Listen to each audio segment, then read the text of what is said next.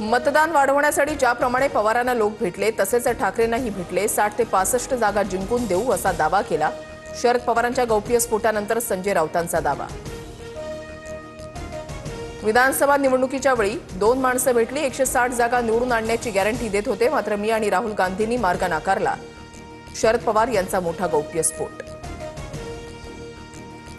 ठाकरेंच्या शिवसेनेचं उद्या राज्य सरकारच्या विरोधात जनआक्रोश आंदोलन। भ्रष्ट मंत्र्यांमुळे राज्याची बदनामी होत असल्याचा आरोप। ठाकरेही मोर्चामध्ये सहभागी होणार। शिवसेनेकडून श्रीनगरमध्ये महारक्तदान शिबिराचं आयोजन। उपमुख्यमंत्री शिंदेही आज श्रीनगरमध्ये जाणार। श्रीनगरमध्ये शिंदेंच्या दौऱ्यापूर्वी बॅनरबाजी। नागपूरहून पुण्यासाठी आजपासून वंदे भारत। पंतप्रधान मोदींकडून वंदे भारतला हिरवा झेंडा। कार्यक्रमाला मुख्यमंत्री फडणवीस आणि नितीन गडकरी उपस्थित।